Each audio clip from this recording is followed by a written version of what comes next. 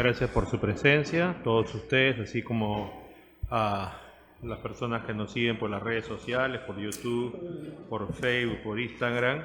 En esta oportunidad tenemos al doctor Forni Namanco Córdoba. Él va a hacer una conferencia sobre responsabilidad civil de los jueces. Él es doctorando y magíster en Derecho Convención en Derecho Civil y Comercial por la Universidad Nacional Mayor de San Marcos. Es profesor de Teoría Legal y Derecho Civil en las Universidades Nacional Mayor de San Marcos, San Ignacio Loyola y Universidad Peruana de Ciencias Aplicadas. Profesor asociado de Derecho Civil de la Academia de la Magistratura y miembro del Consejo Editorial de la revista Gaceta Civil y Proceso Civil. Lo vamos a recibir con un fuerte aplauso.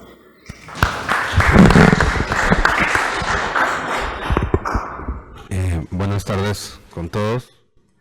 Doctor Neira, nuevamente a usted y a la escuela por la nueva oportunidad de poder compartir algunas ideas desde esta tribuna. Bien, el tema que nos convoca ahora es un tema un poco descuidado, injustamente descuidado en parte, porque normalmente se considera que los supuestos de responsabilidad civil de un juez son difíciles que se configuren, ¿no? Por un lado, y por otro la escasez de jurisprudencia sobre el particular, ¿no? Lo cual ha generado pues que no haya mucho interés, ¿no?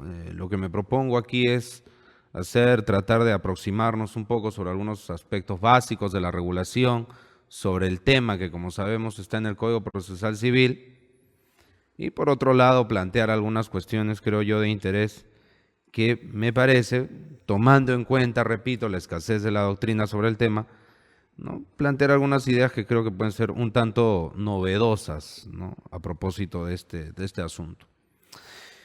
Bien, sin más preámbulo, una primera idea que me parece que tenemos que tener en cuenta y que resalta y es importante, y por eso podría considerarse que es un poco complicado que una responsabilidad civil judicial, ¿no? Se configure, es que los jueces tienen un privilegio aquí, ¿no? Responden solo si hay dolo o culpa grave. La sola culpa es insuficiente para generar responsabilidad. Esa es una primera idea básica. Se advierte también pues, que la responsabilidad civil del magistrado judicial, ¿no? Es subjetiva, ¿no? El factor de atribución es subjetivo, ¿no? Entonces, si por ejemplo, ¿no? Por ejemplo, si el magistrado en cuestión tiene demasiada carga procesal, ¿no? Supongamos, ese exceso de carga procesal, dependiendo de la dimensión del exceso, ¿no? Puede generar o puede constituir una circunstancia que empuje al juez de responsabilidad, así lo vamos a llamar, al juez que juzga a su colega en sede civil, el juez de responsabilidad civil, el que determina si hay responsabilidad o no, para entendernos en lo que sigue, puede empujar al juez de responsabilidad a decir, bueno, ¿no? Esto no es una culpa grave porque cualquier persona, entre comillas, normal, sometida a esas condiciones extenuantes de trabajo, hace pues que cometa ciertos errores, ¿no? Entonces, no es pues una responsabilidad objetiva, es una responsabilidad netamente subjetiva, ¿no? Y encima atenuada, porque es totalmente insuficiente, repito, acreditar la negligencia. Se tiene que acreditar una gran negligencia, aunque claro, hay que decir de inmediato que la línea divisoria entre la negligencia y la gran negligencia, o entre la culpa y la culpa grave, ¿no?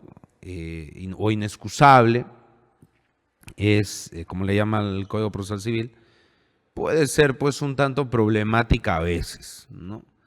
Un supuesto que podríamos plantear nosotros, y a eso quiero desarrollarlo con un poquito más de cuidado después, siempre desde la perspectiva que manejamos un poquito más nosotros, que es derecho civil, podríamos pensar de entrada, y como ya ha sido, ¿no?, comentado en nuestro medio por otros docentes, que se inaplique de forma inmotivada un pleno casatorio civil, por ejemplo. A mí me parece, y como vamos a ver, que calza perfectamente con un tema de culpa grave, ¿no?, o inexcusable, ¿no? Pero que de repente el magistrado tenga en cuenta una interpretación de repente minoritaria de la doctrina, eso difícilmente va a calificar, ¿no? Que de repente se aplique una norma derogada, también, ¿no? Qué sé yo, pues por ahí quieren aplicar el Código Civil del 36, por ejemplo. No, a estas alturas, pues, resultaría insólito, ¿no? Otro supuesto se encuentra, insisto, siempre desde la perspectiva civilista, el jalón de orejas que el segundo pleno casatorio civil le hace a la Sala Superior de Lambayeque. Lo que sucede es que esta sala, ¿no?, cosa que se puede apreciar en el texto del segundo pleno casatorio, la Sala Superior de allá había cogido una sentencia en casación común y corriente cualquier sentencia, ¿no?, y había dicho, no, resolvemos este tema en función de esta casación, que es precedente vinculante, cuando era una casación común y corriente. Pero de la nada le llamó precedente vinculante, ¿no? Entonces, el segundo pleno casatorio dice que ese es un, literal, gran dislate cometido en la sentencia de vista, ¿no? Entonces, podría considerarse también un supuesto, ¿no?, de repente de culpa inexcusable.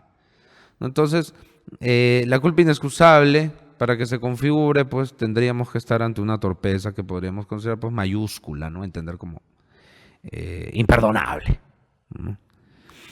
Ahora, el 509 del Código Procesal Civil, que es la norma matriz de la responsabilidad civil de los jueces, dice, ¿no?, el juez es civilmente responsable cuando en ejercicio de su función jurisdiccional causa daño a las partes o a terceros al actuar con dolo o culpa inexcusable, ¿no? O sea, si es culpa leve, la culpa entre comillas ordinaria, no hay ningún tipo de responsabilidad. Ahora dice, sin perjuicio de la sanción administrativa o penal que merezca. Claro, porque como recordamos, ¿no?, una cuestión básica es que cuando hablamos de responsabilidad, pues hay tres tipos, ¿no?, la penal, ¿no?, la administrativa y finalmente la que estamos hablando, la responsabilidad civil, ¿no? Entonces, siempre que hay un daño producto del dolo o de la culpa grave, el magistrado tendría que responder. Ahora, ¿qué actos pueden generar este tipo de daños? A veces se entiende, ¿no?, que todo es después de que acabe el proceso, el magistrado sería responsable. No es así. Un auto, cualquier resolución judicial, de hecho el Código Procesal Civil se expresa en términos genéricos, ¿no? Una resolución judicial, esto dependiendo, ¿no?, dependiendo de las circunstancias, hasta un decreto, ¿no? El Código Procesal es bastante amplio allí, ¿no? No solo es la sentencia, ¿no? Supongamos, no voy a dar ejemplos concretos, pensemos en una sentencia que se demora mucho tiempo en salir, ¿no? Demasiado. De repente ya van a ser 3 años, no sé, ¿ya? Podría configurarse, ¿no? Pero ese sería un supuesto de la sentencia. De repente alguien podría decir, no, tengo que esperar, no sé, hasta que salga la sentencia y después puedo pretender demandar. No es así, ¿no? La omisión, como lo dice la norma, también provoca, ¿no?, la responsabilidad. Entonces, por eso dice, la conducta es dolosa si el juez incurre en falsedad o fraude, es bastante genérico, o si deniega justicia al rehusar u omitir un acto o realizar otro por influencia. El exceso de demora, pero ya, pues un exceso que sobrepase pues todo límite razonable, ¿no? Evidentemente, ahí, como veremos después, no necesito que salga la sentencia, porque más abajo el Código Procesal Civil dice y hablaremos de una sentencia en casación del año pasado que se pronuncia sobre esto, el 514, ¿no? Que computa, cómo se computa el plazo para demandar la responsabilidad del magistrado. Dice después de 3 meses, ¿no? Hasta 3 meses después de que la resolución que causa daño haya quedado, pues, ¿no? Ejecutoriada. Y también el Código Procesal Civil exige que se hayan agotado los recursos impugnatorios contra la resolución que me causa daño. Pero si el tema es una demora excesiva, una demora insólita, ¿no? Ciertamente no se aplican estas normas, ¿no? Ahora, a renglón seguido el 509 continúa, ¿no? Y dice, incurre en culpa inexcusable cuando comete un grave error de derecho. Grave error, o sea, no un simple error, sino un error grave, ¿no? Hace interpretación insustentable de la ley, ¿no? O causa indefensión al no analizar los hechos probados por el afectado. ¿Qué otra cosa podemos ver aquí? Dice, no analizar los hechos. ¿Se podrá vincular este asunto al tema de la valoración? ¿No? Cuando yo le digo al juez, señor magistrado, tenga en cuenta el evento 1, 2 y 3 conforme a tales medios probatorios para cada uno de los hechos que estoy invocando. Y el magistrado en la sentencia no dice nada sobre eso, ¿no? Ahí podría configurarse, ¿no? El supuesto de culpa inexcusable. Entonces, tengamos en cuenta, doctores, que el 509, que es la norma matriz, tiene, digamos, 3 partes, ¿no? La primera, que es digamos, la cláusula general de responsabilidad civil del juez estableciendo esta responsabilidad, digamos, atenuada. Y la segunda y tercera parte, doctores, ¿no? Y como el 510, que contiene las presunciones, solo son ejemplos. Sería un error pensar y considerar lo siguiente. Si el supuesto que yo estoy planteando no encaja específicamente, no encaja de manera clara y directa, no encuadra dentro de la segunda parte y la tercera parte del 509 o dentro del 510, entonces no hay responsabilidad. Tampoco es así. El 509, primera parte, es una cláusula general abierta, amplia. Las otras dos, segunda y tercera parte del 509 y el 510, serían, en este contexto, ejemplos, supuestos, ¿no? Referenciales. Pero no es que se agote allí el asunto, ¿no? No deberíamos considerarlo así, ¿no? Ese es otro elemento que es de importancia. Ahora, el 510, la última parte del 509, dice, este proceso solo se impulsará a pedido de parte. Claro, esta es la prueba contundente, una prueba más contundente de que la responsabilidad civil es un asunto que tiene que ver con los intereses privados. Esta idea, que bueno, yo ya he tenido oportunidad de comentar aquí también en la escuela en otro evento de jurisprudencia penal, como paréntesis nada más, ¿no? Me parece bastante discutible la idea que entiende que la reparación civil, que no es otra cosa que la responsabilidad civil, si se puede, por ejemplo, ¿no? Si se puede acumular o no dentro del proceso penal, eso es para evitar el desgaste de la jurisdicción, como si la reparación civil velara por intereses públicos. Eso es bastante inexacto y un buen ejemplito de los tantos que se podría mencionar es la última parte del 509, ¿no? La responsabilidad civil del juez se activa no porque un fiscal lo diga, ¿no? Sino a pedido de parte, ¿no? En todo caso, ahí tendría que entrar si es que el magistrado con su accionar perjudica al Estado. Ahí el Estado entraría, pues ni siquiera a través del Ministerio Público, ¿no? Sino de su procurador, porque es un tema de responsabilidad civil, no penal, digamos, ¿no? Ahora, vamos al 510 para luego plantear algunos ejemplos, ¿no? Se presume que el juez actúa con dolo o culpa inexcusable cuando, ven, más ejemplos. Son solo ejemplos. Si no cuadra dentro de estos ejemplos, no quiere decir, entonces no hay responsabilidad. No voy a negar que va a ser un poco más difícil sostenerlo, pero que quede claro que la primera parte del 509 es una regla amplia. No solo la lista de supuestos de la segunda y tercera parte del 509 y la del 510, repito, insisto, es una lista abierta, números apertus. Cuando dice, cuando la resolución contraría su propio criterio sustentado anteriormente en causa similar, salvo que motive los fundamentos del cambio, ¿no? Claro, el juez en un caso dice A y en un caso muy parecido dice B. ¿Hay sustento del cambio de opinión? No. En ese caso, no. Hay una presunción del factor de atribución. Ahora fíjense, doctores, cuando dice, se presume que el juez actúa con dolo o culpa. Uno, cuando contradice su propio criterio. Claro, viene la pregunta, ¿no, profesor? ¿Y qué factor de atribución debemos considerar que está ahí? ¿El dolo o la culpa inexcusable? No lo especifica la norma.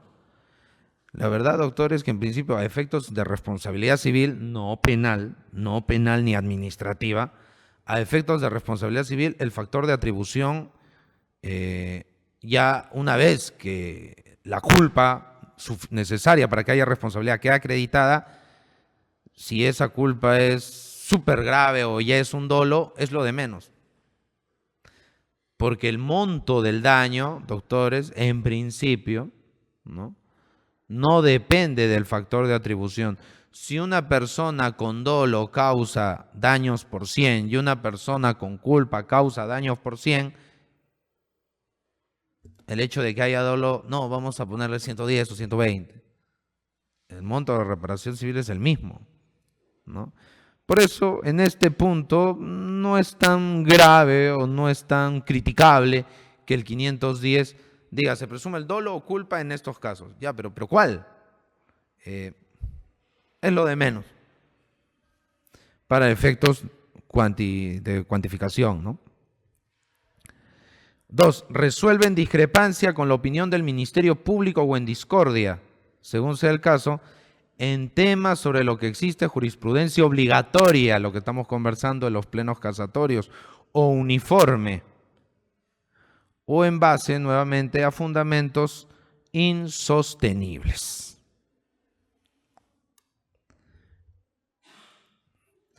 ¿Qué significa que el juez actúe con falsedad o fraude? Bueno, falsedad implica que el juez diga cosas inexactas en su sentencia o en su resolución en relación a lo que obra en el expediente. Es cierto, eso, doctores, tiene un límite, porque puede ser que el magistrado interprete de alguna manera la documentación que obra en el expediente y sea no tanto que el juez esté mintiendo, sino que tenga un particular punto de vista de los anexos, de los documentos o de los medios probatorios que obran en autos. Entonces, allí hay que hilar fino, ¿no?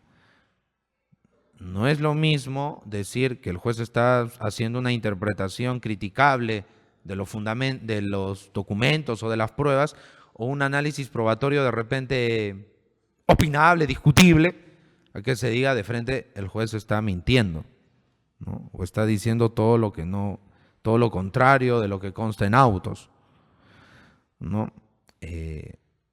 Yo recuerdo un caso como ejemplo, nada más muy, muy puntual, de que una persona en un proceso de reivindicación en X corte había presentado una pericia del Colegio de Ingenieros del Perú. Y esa pericia pues como que le daba la razón a su posición, ¿no? Y parece que el original del informe se le había perdido y tuvo que sacar dentro del mismo colegio, ¿no?, una copia certificada de los archivos de ese informe. Entonces lo presenta al expediente y en la sentencia la magistrada dice, no consta en autos el informe pericial del Colegio de Ingenieros, conforme lo está indicando, solo constan copias simples. Y si era un informe con certificado del Colegio de Ingenieros. Entonces ahí ya no es un tema de interpretación. Se está negando abiertamente los hechos del caso, ¿no? Pero muy distinto es, por ejemplo, el tema que se está tramitando en el 10º Pleno Casatorio Civil, ¿no? Allí hay, recordaremos, eso ha sido materia de, ¿no? El pleno ha sido la semana pasada recién. Allí la demandante decía, ¿no? Señores jueces, con esta resolución municipal yo acredito que los predios X y Y, porque ella está demandando el predio X, pero en sus medios probatorios todo es el inmueble Y, y ella dice que en realidad X y Y son lo mismo y eso pretende acreditarlo con una resolución municipal. Pero los jueces de la Corte de Lima Este, porque de ahí viene el caso, bueno, no lo han valorado así, no interpretan de esa manera la resolución de la municipalidad, no entienden que con esa resolución se acredite. Entonces, ahí no es que los jueces estén negando abiertamente lo que consta en autos, simplemente están dando una interpretación distinta a la que da la parte interesada, ¿no? Entonces, eso con el tema de la falsedad. Y el tema del fraude, bueno, es cuando se detecta pues que ha habido, de ejemplo por excelencia sería habido algún acto de corrupción, ¿no? Y allí hay que tener especial cuidado, porque evidentemente cuando el Código Procesal Civil dice 3 meses, no en el 514, desde que la resolución que causa daño, ¿no?, quede ejecutoriada, pero ¿y si yo descubro mucho tiempo después que ha habido un acto de corrupción detrás? Yo no he podido accionar legalmente.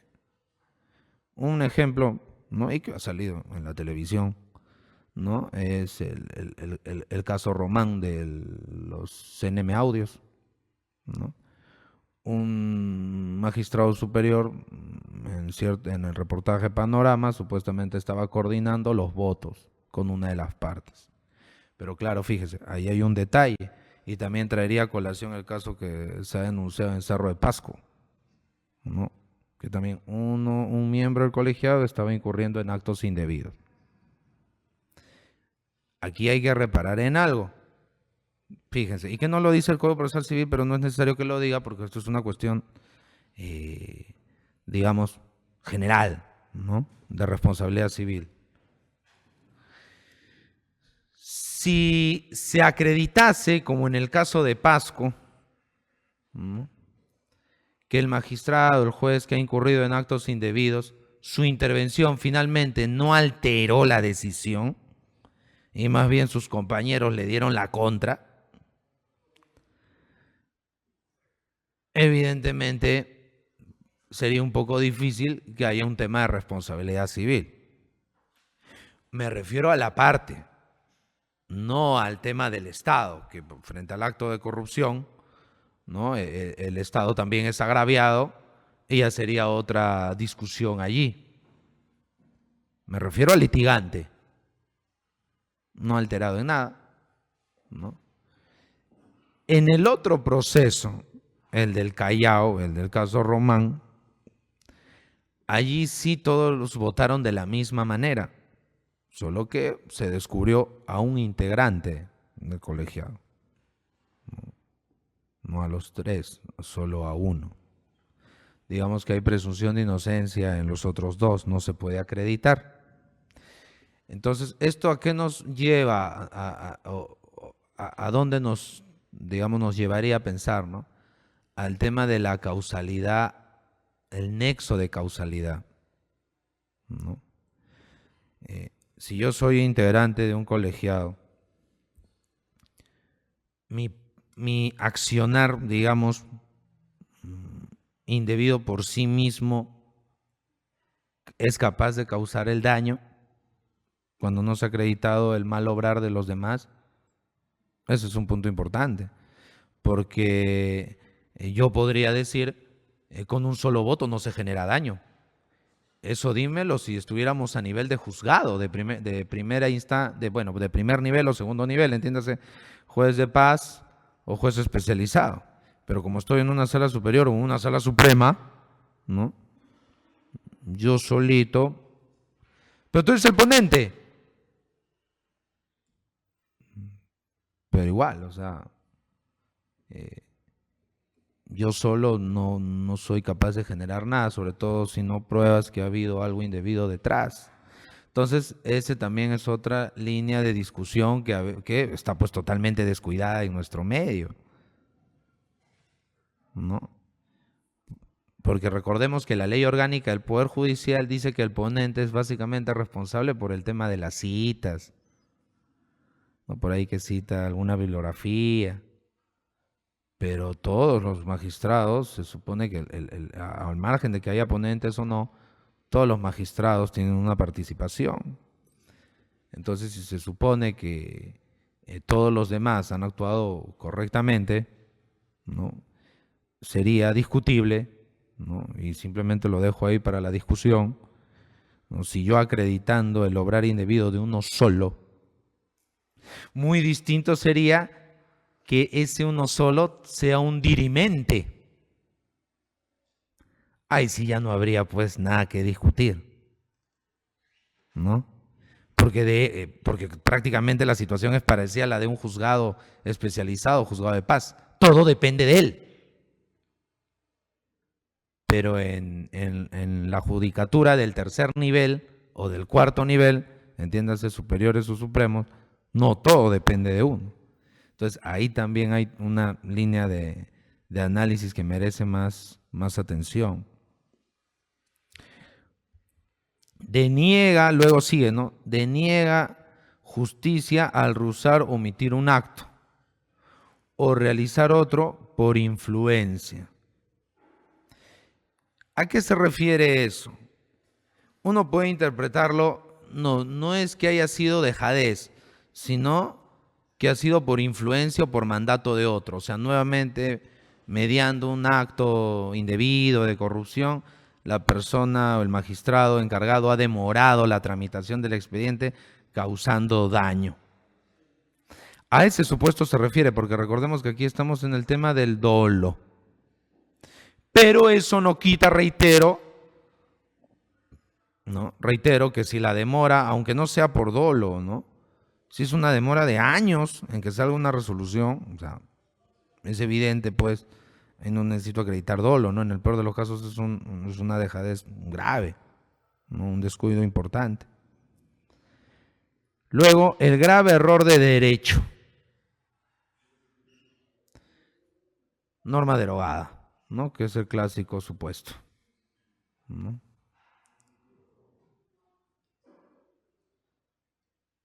¿Qué otro grave error de derecho podríamos considerar? La inaplicación inmotivada de jurisprudencia vinculante. En materia civil, pensemos en los plenos casatorios civiles, que se inapliquen, se obvien sin mayor fundamento.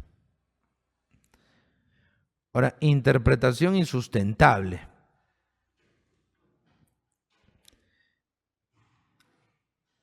Aquí hay una cosa bien interesante.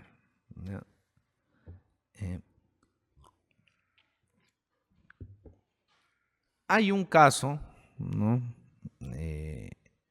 Vinculado al sexto pleno casatorio civil.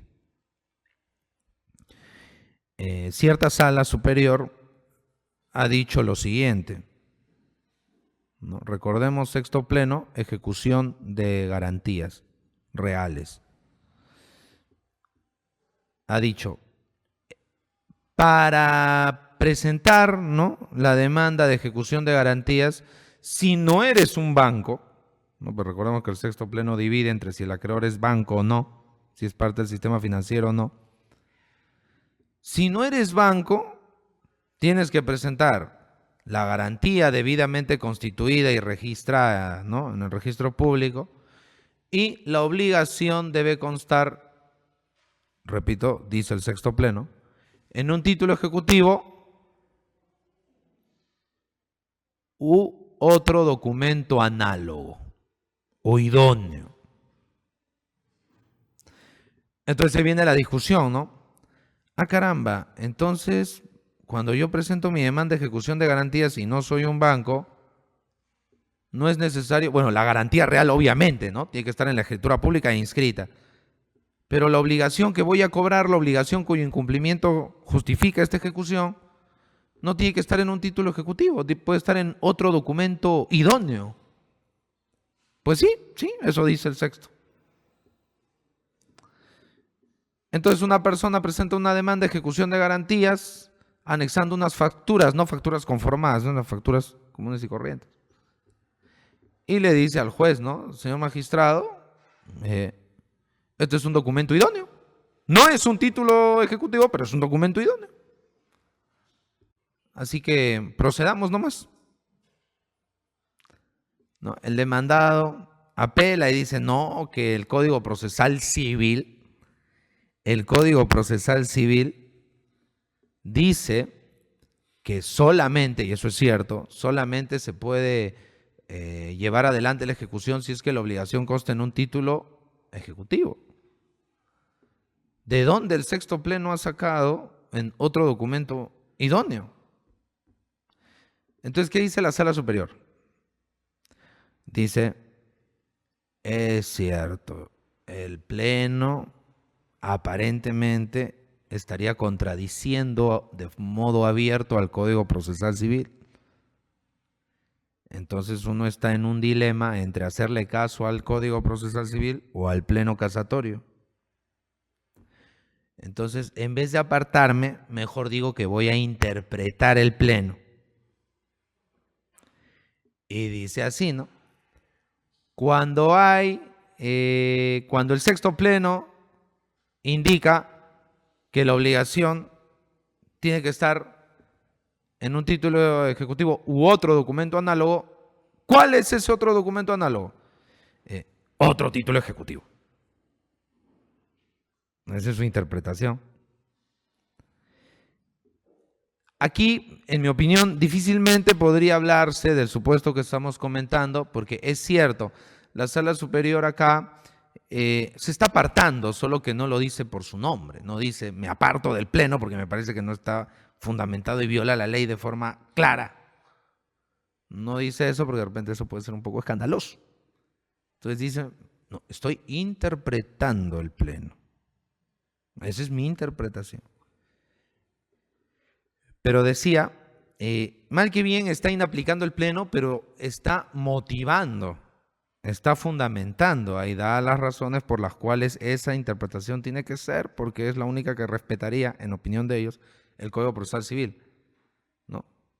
Entonces, si un juez, ¿no? Y esa sería un poco la conclusión, si un juez se aparta de uno de los plenos casatorios civiles, y diciendo que en realidad está interpretando, bueno, finalmente está exponiendo razones. Y si está exponiendo razones, está motivando, ¿no? Sobre todo si el juez se aparta de aquellos puntos de los plenos casatorios que han sido, pues, en doctrina bastante discutidos, digamos, ¿no?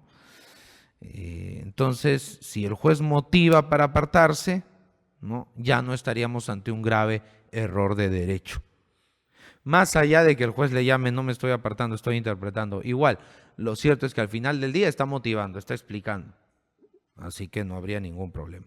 El problema viene, ¿no? Y como ya lo hemos dicho más de una vez, cuando el pleno casatorio es como invisible, ¿no? Y eso, pues, de repente, en otras especialidades no es tan común, pero en civil suele pasar, ¿no? Y si se terminan apartando de los plenos sin fundamento, sin justificación, sin motivación, es inexplicable por qué no se trajo a colación el pleno aplicable, sí tendríamos un grave error de derecho. Y ojo, los supuestos de inaplicación que han sido discutidos, ¿no? Abordados en nuestro país, de inaplicación inmotivada de los plenos civiles supremos, tienen algo en común, que para empezar a los propios abogados se les ha pasado el pleno, ¿no? Entonces ahí viene la discusión. ¿Qué pasa si a los propios abogados se les pasa el pleno casatorio?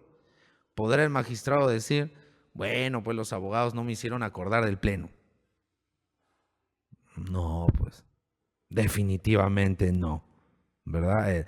El grave error de derecho no depende si el abogado sabe más o sabe menos. No creo que eso es bueno resaltarlo, ¿no? Porque esa circunstancia, es cierto, o sea, esa circunstancia ayuda a que caramba, de repente al juez se le pase el pleno, pero eso no quita que está infringiendo de forma grave su deber de aplicar adecuadamente el ordenamiento.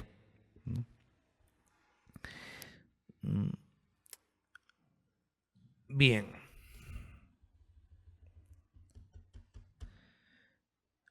Otros puntos a tener en cuenta aquí, ya yendo a la última cuestión de la interpretación insustentable, ¿no? En el caso del sexto pleno que he mencionado, eso es un apartamiento sustentado. Eso es lo que le llaman, ¿no?, de forma diplomática, interpretación, ¿no?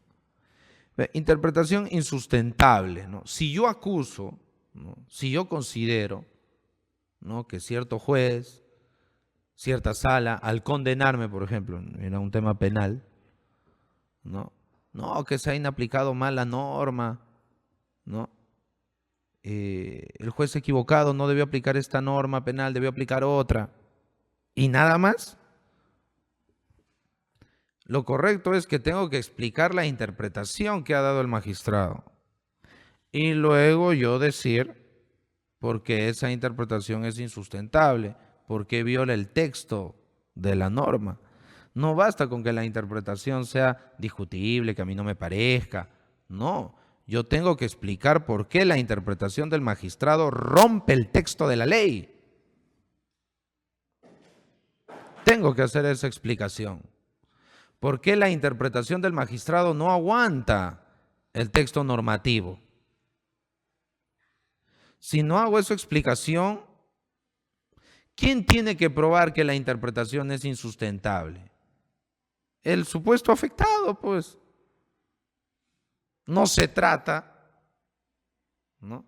No se trata de que el magistrado tenga que probar, no, mi interpretación es correcta porque se presume que está mal. Al contrario, porque recordemos, doctores, ¿ya?, y aquí no viene a colación para nada la regla de que no, pero en responsabilidad civil yo he escuchado que se presume el dolo y la culpa. No, eso es responsabilidad extracontractual, que no tiene nada que ver acá, y el Código Procesal Civil dice que aquí se aplican las reglas de la responsabilidad por incumplimiento de obligaciones. Así que presunción del dolo, no. Bueno, pero profesor, en contractual se presume la culpa, pues. Sí, pero no la culpa inexcusable. Eso es uno. Y ni siquiera se presumiría la culpa aquí. ¿Por qué? Porque recordemos que si yo voy a cuestionar un acto del magistrado que se materialice en una resolución, se supone que está investido de la cosa juzgada o que ya ha quedado ejecutoriado. O sea, se presume lícito. Y es el litigante quien tiene la carga de demostrar que esa interpretación que se presume lícita no tiene ni pies ni cabeza. No, tiene que, no puede decir, bueno, a mí me parece que aquí y el error fue este, ya. ¿No? El meollo de la demanda tendría que estar ahí, no en otros elementos. Porque para el juez de responsabilidad hay una presunción de legalidad del acto. Por lo mismo que ya los medios impugnatorios contra ese acto han fallado, han fracasado, ¿no? Entonces hay una presunción, quieras o no, de licitud. Y si yo no explico cómo la interpretación dada por el juez no soporta, ¿no?, un cotejo con la normativa, pues mi demanda tendría que ser declarada infundada, ¿no? Ahora, aquí hubo un cambio, ¿no? El juez civil es el competente para conocer estos casos, ¿no? Eso es a partir de una reforma del año 2009, porque antes no era así. Antes estos casos eran de sala superior para arriba.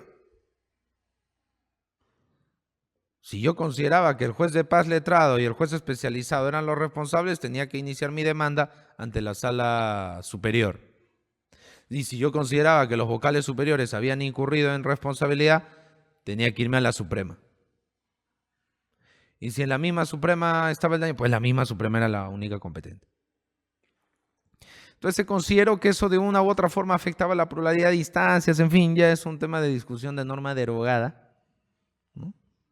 Lo cierto es que el competente es el juez civil, ¿no? Y ahora, digo esto, doctores, porque se ha dicho, no, no, pero esto casi nunca ha sucedido, ¿no? Como decía al inicio, en la práctica. Ya hay un caso, y hasta más de uno, ¿eh? En la justicia electoral. Y eso es otro caso de conocimiento público, ¿no? Que bueno, finalmente perdió. Vamos a comentar unos momentitos ese casito. El caso del ex alcalde de Chiclayo, Arturo Castillo, ¿no? Que en primera instancia le ganó a los magistrados que integraban el Jurado Nacional de Elecciones. Y el juez ordenó que pagaran 1,5 millones de soles, ¿no? Porque había dicho que lo habían vacado de forma indebida y el Tribunal Constitucional, ¿no?, ratificó esa vacancia indebida que hizo el Jurado Nacional de Elecciones. Entonces, se había roto con su presunción de inocencia. Hay todo un caso detrás, ¿no? Básicamente va un poco por ahí. Me vacaron antes de tiempo. Primero yo tenía que ser condenado con sentencia con autoría de cosa juzgada para que recién me saquen de mi cargo, no antes. Pero el Jurado Nacional de Elecciones dijo, no, yo no tengo que esperar. Fuera. Entonces el TC en ese caso dijo, no, hay que hacer una interpretación en clave constitucional, hay que hacer el principio de la cosa juzgada, el principio de presunción de inocencia, perdón. Pero el Jurado Nacional de Elecciones dijo, yo no tengo por qué hacerle caso al TC porque según la Constitución las decisiones del Jurado Nacional de Elecciones son irrevisables. Estos puntitos que estamos comentando rápidamente fueron la base para que esa decisión de primera instancia fuera revocada. Porque dijeron, bueno, será una interpretación discutible, una interpretación que de repente una minoría acepte, nada más, y la gran mayoría critique o no comparta, pero lo cierto es que algún sustento en la ley tiene y no es tan descabellada. O sea, el texto de la ley mal que bien soporta esta interpretación, así que habrá culpa, pues, pero no culpa grave. Y revocaron la decisión, ¿no? Y el recurso de casación interpuesto contra esa decisión fue declarado improcedente, ¿no? Pero fíjense, ¿no? Ahí el tema interpretativo es fundamental, ¿no? Hay un dictamen del Ministerio Público que no es vinculante para el magistrado, como sabemos, ¿no? Ahora, dice, antes de proveerse la demanda, el Ministerio Público emite dictamen sobre la procedencia de esta dentro de 10 días de recibida bajo responsabilidad. La resolución que declara improcedente la demanda es apelable. O sea, el juez no califica, primero manda al Ministerio Público antes de calificar. Luego de evacuado el dictamen del fiscal, ahí recién el juez hace el acto de calificación. Pero fíjense, doctores, es un dictamen sobre la procedencia. El fiscal no va a opinar sobre el fondo.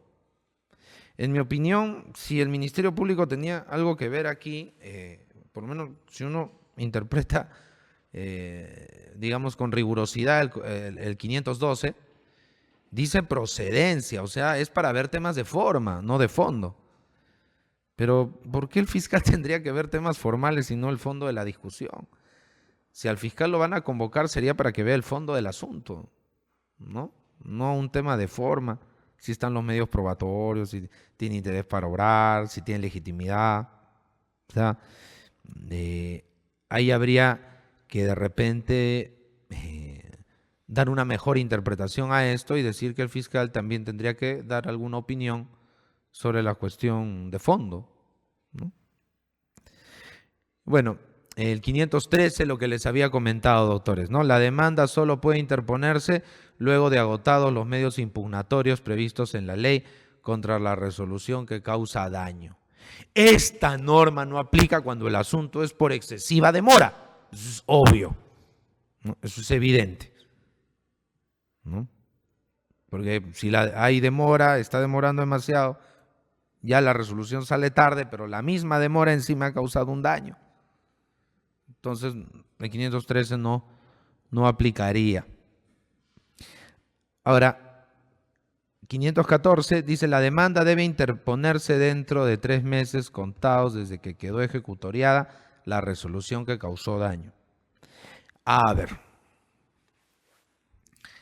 el año pasado, la Corte Suprema, la Sala Civil Permanente, resolvió este caso. Un caballero en Piura había sufrido una medida cautelar de innovar, o sea, una medida cautelar fuerte, ¿no? Gravosa. Él se opuso, el juez le rechazó la oposición, apeló ese rechazo, esa decisión, la Sala Superior confirmó y ahí queda, pues. Ahí termina. ¿Pero qué hizo este caballero? La nulidad. Ya. ¿La nulidad qué fue? Desestimada. Contra la decisión que declaró desestimada, ¿qué hizo? Aclaración. La decisión de aclaración, rechazada. Y el caballero tomó como punto de referencia en los 3 meses la notificación de esta última decisión. Y la Corte ha dicho, no, lógico, ¿no? No, o sea, está mal, no se computa desde ahí. Se computa desde que queda ya firme la decisión. Esto es una vez que queda confirmado. No es la nulidad, ¿no? La nulidad no tiene un plazo tampoco, recordemos. El juez rechaza, se apela, la sala confirma que la cautelar está bien puesta y a partir de ahí se cuenta los 3 meses. Porque si no, yo alargaría el plazo innecesariamente. Y ese es otro privilegio, ¿no?, de la judicatura, porque normalmente los supuestos de responsabilidad por inejecución de obligaciones o contractual son 10 años, pero aquí la norma da 3 meses, ¿no? Entonces hay que tener cuidado con el cómputo, ¿no?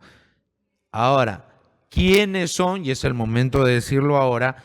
¿Quiénes son los responsables? Si es una sentencia, evidentemente, doctores, si yo estoy en la judicatura del primer nivel, el asunto llega al segundo nivel, juez especializado mixto, y ahí termina. Los responsables serían, en principio, 2. El juez de paz, letrado, y el especializado mixto, ¿no? Pero si es un caso que empieza en la primera instancia, teóricamente se tendría que demandar a 8, 5, ¿no? 3 y 9, ¿no? 1. La responsabilidad sería ahí, todas estas cuestiones no lo dice el Código Procesal Civil. La responsabilidad civil sería solidaria. ¿Esto qué significa? Que la víctima le puede pedir la totalidad del monto a cualquiera. Claro, aquí viene una cuestión, ¿no? Oiga, profesor, un momentito, pero la solidaridad no se presume, oiga usted, y ahí no hay un tema de solidaridad dicho en el Código Procesal Civil. No, es que no es necesario que lo diga, pues si partimos de la tesis de la unificación de la responsabilidad civil, que es la tesis, guste o no guste a un sector minoritario, es la tesis dominante en doctrina y en jurisprudencia. Y esta tesis plantea la idea del cúmulo. ¿Qué es el cúmulo? Que las reglas de extracontractual se aplican a contractual siempre y cuando no haya incompatibilidad. Y en la parte de responsabilidad civil extracontractual se dice que cuando hay varios responsables, la responsabilidad es solidaria. Esa regla se podría aplicar acá. Todos han participado, no uno solo. Ha participado el juez especializado, los superiores, los supremos, ¿no? Como no es un recurso propiamente que plantee la ley, porque ahí se cierra, sería la instancia de cierre, definitivamente no se puede decir lo siguiente, ¿no? No, tiene que acabar el amparo contra la resolución judicial. No, definitivamente eso no cuenta. La persona puede plantear su amparo y en paralelo su demanda de responsabilidad civil. La cosa juzgada ya está. Entonces, la víctima, si gusta, si prefiere, puede demandar solo a algunos de ellos. Y una vez que haga esto, evidentemente tendrá que repetir, ¿no? La persona que ha pagado la totalidad tendrá que ir de forma proporcional, digamos, contra los demás magistrados, ¿no?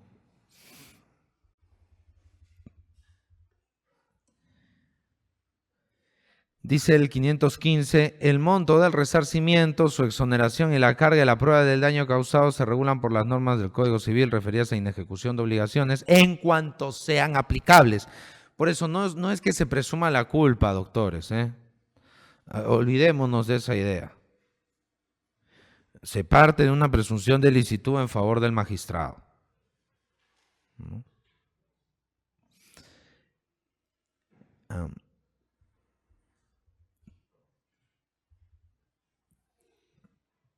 La obligación de pago de daños y perjuicios es solidaria entre el Estado y el juez o jueces colegiados que expidieron las resoluciones causantes del agravio.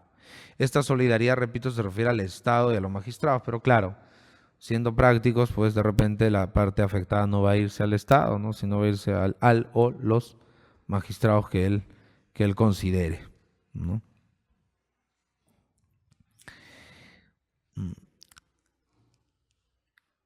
La sentencia que declara fundada la demanda solo tiene efectos patrimoniales. En ningún caso afecta a la validez de la resolución que produjo agravio. A ver, aquí hay que detenerse un poco, pues es otro elemento trascendental. Si yo estoy condenado o he perdido una reivindicación o un desalojo, o en sede penal estoy condenado, lo que vaya a pasar en el proceso de responsabilidad civil es totalmente independiente. No es que si yo gano el proceso de responsabilidad civil, qué sé yo, se va a revertir el proceso donde yo fui derrotado. No, eso se queda tal como está. Eso se queda tal como está. No va a alterarse. La condena de la imputado en sede penal no va a cambiar, va a seguir ahí, ¿no? Si una persona perdió un proceso de reivindicación y fue desalojada y por ahí hubieron errores garrafales, igual, ¿no? Ese tipo de situaciones. Pero recordemos, ¿no? Siempre se parte de la premisa de que ha habido pues un error grave, ¿no? La sentencia que tiene ese error grave va a quedarse ahí, sin perjuicio también, doctores, doctoras, del proceso de nulidad de cosa juzgada fraudulenta que alguien quiera interponer, ¿no? El proceso de nulidad de cosa juzgada fraudulenta es aparte. Yo puedo iniciar mi proceso de nulidad de cosa juzgada fraudulenta dentro del plazo que establece el 175 del Código Procesal Civil, 6 meses de que causa ejecutoria, ¿verdad? Y en paralelo, ¿no? Y en paralelo, mi demanda de responsabilidad civil, ¿no? Y por esa misma razón, doctores, es que se parte del principio de licitud. El demandante tiene la carga de probar, ahí no se aplica la presunción de culpa porque se parte de que la presunción de licitud, que el magistrado ha actuado correctamente, máxime si ha habido medios impugnatorios que han avalado la decisión, ¿no? Y allí hay otro elemento importante, doctores, a tener en cuenta. fuera del ámbito de aplicación de precedentes.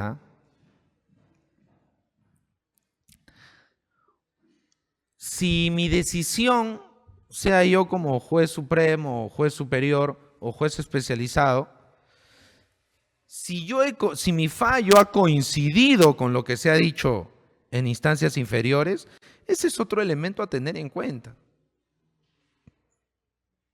Por algo todos han opinado igual en un caso. Si es el de paz y el especializado, por algo ambos han opinado igual o han tenido una misma lectura del caso. Si es especializado con superiores, si los superiores han confirmado, ya tendríamos 4, ¿no? Y peor, si el superior y la Sala Suprema coinciden, o sea, tendría que ser algo pues realmente, ¿no? Que en mi opinión, un buen ejemplo es el tema de los plenos casatorios civiles, ¿no? Que se pasen invisibles y nadie se haya dado cuenta de ellos. Pero claro, si nadie se da cuenta y los abogados no se dan cuenta, difícilmente que dentro de los 3 meses se den cuenta, ¿no? De repente ya cuando se dan cuenta del pleno casatorio aplicable ya pasó 1 año, 2, y ya, pues, ¿no? Ya es extemporáneo. Otro punto importante, ¿no? Al final dice, si al declarar infundada la demanda el juez considera que el demandante ha actuado con malicia o si durante el proceso ha difundido información a través de medios de comunicación masiva que afecte el honor del demandado, le impondrá una multa no menor de 10 ni mayor de 50, sin perjuicio de fuerza del artículo 4. Claro, ¿no? Se supone que quien demanda, ¿no?, un tema de responsabilidad civil tiene que ser pues respetuoso, ¿no? Ahora, si finalmente pierde, el magistrado de responsabilidad está autorizado a sancionarlo, ¿no? Es decir, me parece que durante el trámite de este proceso has mellado el honor del demandado, has perdido encima, así que te voy a multar, ¿no? Ahora, la cuantificación del daño, ¿no? Aquí, pues, doctores, se hace en función, ¿no?, o aplicando las reglas generales de responsabilidad. Puede haber daño moral, ¿no?, daño emergente, lucro cesante, ¿no?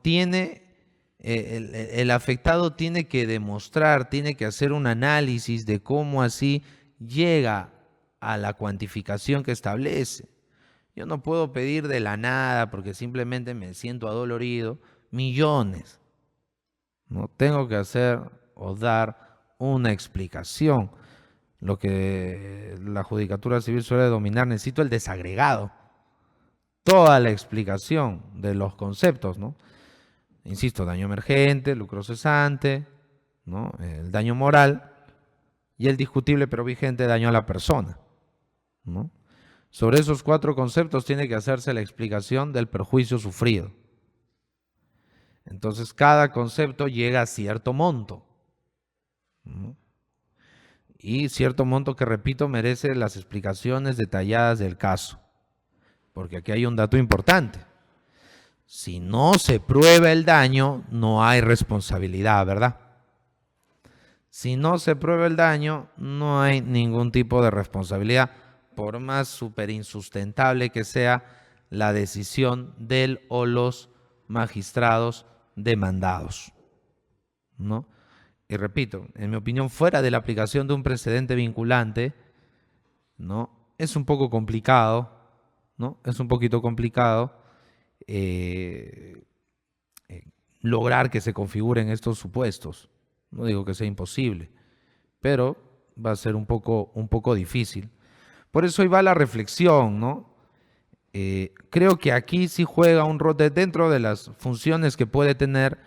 Creo que el tema de responsabilidad civil de la judicatura puede ser, entre otras funciones que puede cumplir, ¿no?, puede ser un elemento importante para lograr que haya un mayor cuidado, un mayor celo en la aplicación de los plenos casatorios civiles, ¿no?, sin perjuicio de que ocurra ello en materia laboral, ¿no?, penal, etcétera, ¿no? Habría que evaluar también si en un futuro los plenos jurisdiccionales, ya los hechos por las Cortes Superiores, adquieren mayor fuerza, también su inaplicación podría, ¿no?, entenderse como un supuesto. Pero hay que decirlo de frente, no están previstos como tales aquí, porque los plenos jurisdiccionales en cuanto tal no son técnicamente jurisprudencia. Son mecanismos de armonización, por supuesto. Son acuerdos para que establecen guías. ¿Pueden ser vinculantes? Por supuesto que sí. Pero ¿son jurisprudencia? No. Entonces, apartarse de un pleno jurisdiccional no estaría, ¿no?, previsto, ¿no?, en la normativa que estamos comentando. Bueno, entonces resalto lo último, ¿no? Resalto lo último. Si consideramos que un pleno casatorio es aplicable a nuestro caso y si finalmente hay una irregularidad, podríamos tener esto, ¿no?, para que se aplique de forma más adecuada el ordenamiento. Bueno, nuevamente a la escuela, al doctor Neira por la oportunidad y a ustedes por su asistencia, autores. Muchas gracias. Buenas tardes. Bien. Gracias, doctor Fornina Manco. Si tuviera el público alguna pregunta, por favor. O no sé si por las redes sociales hay alguna pregunta, César. ¿Alguna pregunta quieren plantear ustedes? Sí, por favor. Sobre... Doctor Ford, sobre la distinción que no se hace para fines prácticos de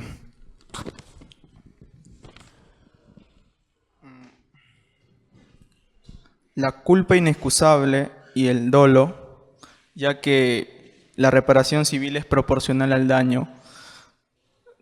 No digo que no sería razonable hacer una diferenciación, ya que el dolo es la intención.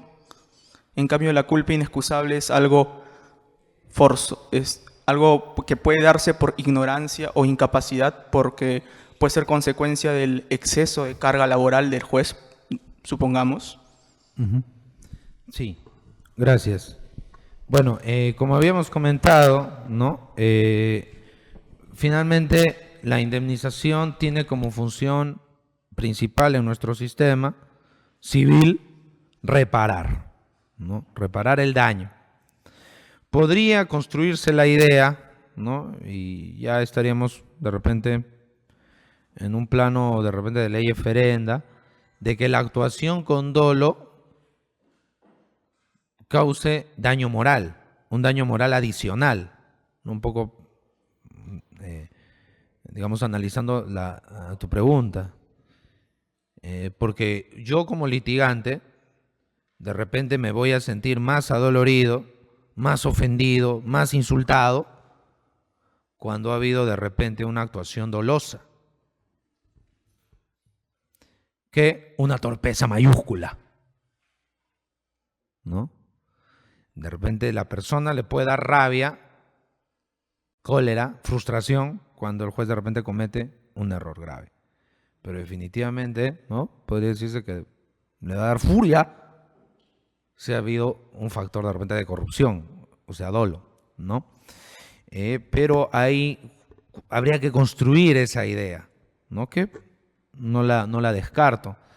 Porque lo que otros señalan es que como el daño moral más que una función de reparación, porque el dolor, la pena, la frustración no se puede cuantificar con exactitud, la indemnización ahí juega un rol de sanción. Entonces, si hay dolo, merece más sanción, ¿no? Sí, cabría, ¿no? Pero en principio, cuando el 510 no hace una distinción, podríamos presumir, ¿no?, que si yo acredito alguno de los supuestos del 510, vamos a presumir que es culpa inexcusable en todo caso, mientras yo no pueda probar, ¿no?, la mala intención. Pero insisto, autor, esto en principio es unas ideas que están surgiendo ahí en nuestra doctrina a propósito de la función sancionadora de la responsabilidad civil o de los daños punitivos. En principio, como vuelvo a repetir, el factor de atribución no tiene mucho peso en la cuantificación del daño, pero no deja de ser pertinente, ¿no? La sugerencia de ver hasta qué punto el dolo juega un rol en la determinación de la cuantía. Pero en principio no. ¿Alguna pregunta más?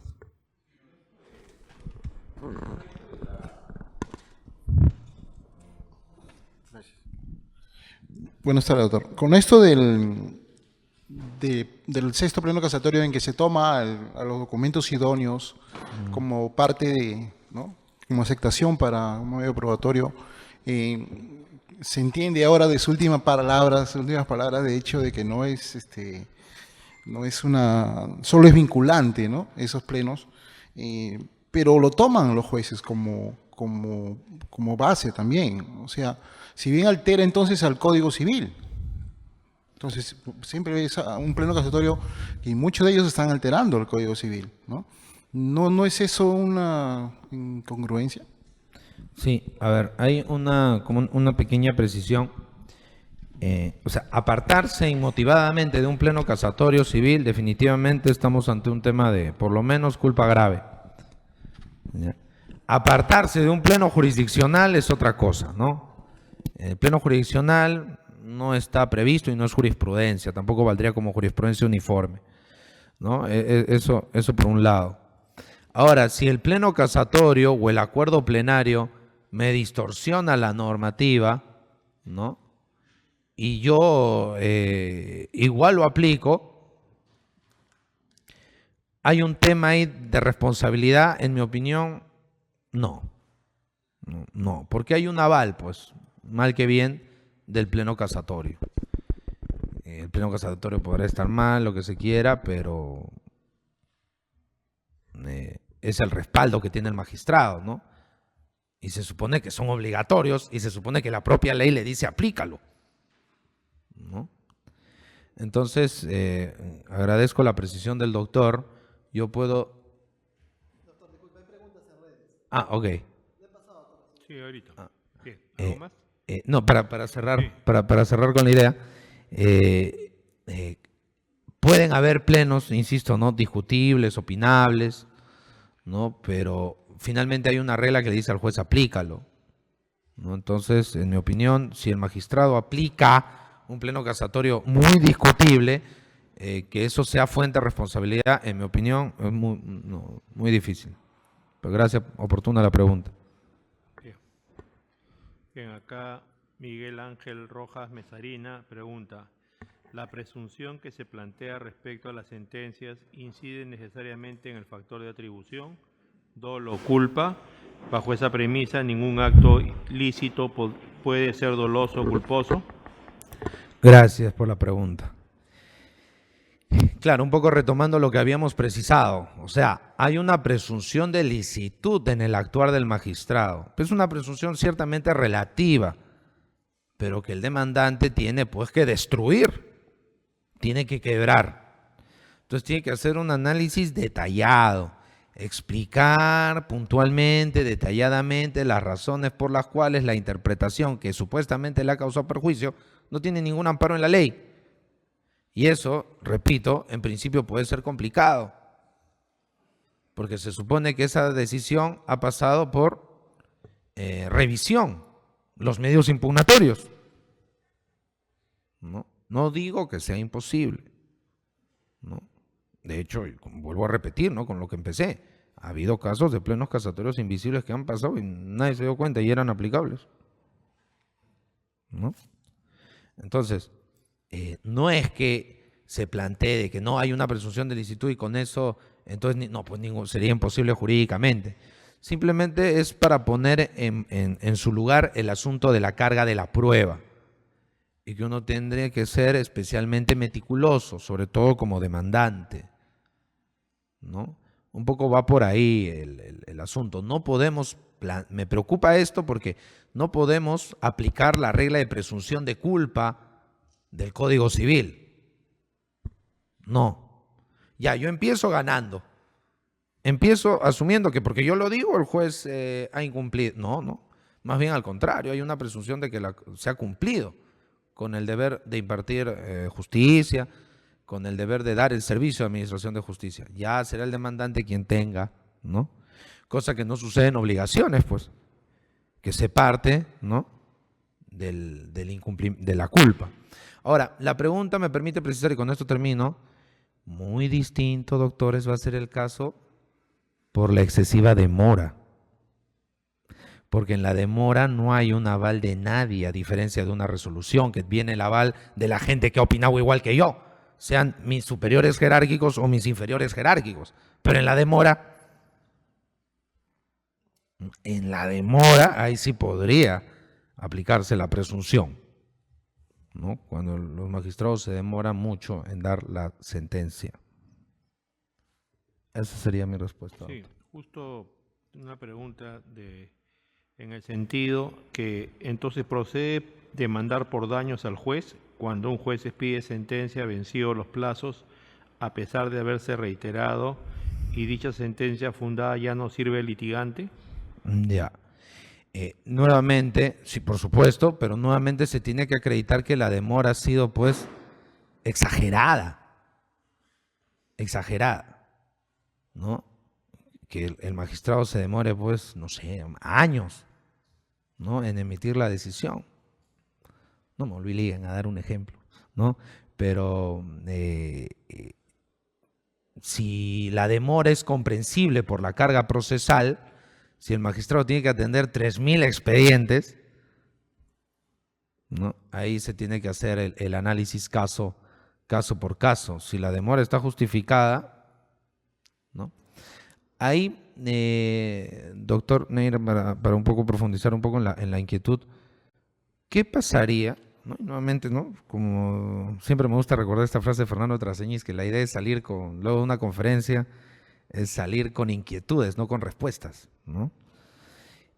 ¿Qué pasaría si yo tengo mi caso, como suele pasar, ante un juzgado que no tiene juez titular? Un supernumerario, un suplente. Doctor, mi sentencia ya la voy a sacar. Uy, cambiaron. Doctor, mire, ya han pasado 3, 4 jueces. Usted sáquelo, pues no sea malo. No, pues yo recién he llegado. Yo recién tengo un mesecito acá. Doctor, ya va a cumplir medio año. Ya lo estoy terminando, ya le estoy dando los últimos retoques. ¡Pum! Lo cambian otra vez. Podría, no digo en condicional, construirse la idea de que ya sea el propio Poder Judicial el responsable. La persona jurídica en cuanto tal, porque de repente los magistrados por separado, eso tendría que ser materia de alguna indagación por parte del órgano, bueno, con informe del órgano de control, ese sería de repente el medio probatorio, ¿no? Se tendría que pedir la situación del juzgado, su carga, ¿no? El órgano de control, el propio Poder Judicial, ¿no?, que se diga cuánta carga ha tenido cada uno de los jueces. Definitivamente un juez que ha estado un mesecito o pocas semanas, de repente no va a estar como responsable, pero si ha habido un juez que se ha durado un tiempo prudencial y no ha expedido, de repente puede tener algo de responsabilidad. Pero ¿qué pasa si ha sido muy volátil ese juzgado durante 2, 3 años y la decisión demora demasiado? Creo que no sería descabellado, ¿no?, demandar al propio PJ, ¿no?, sin tocar a los magistrados, obviamente. Bien, muchas gracias, doctor.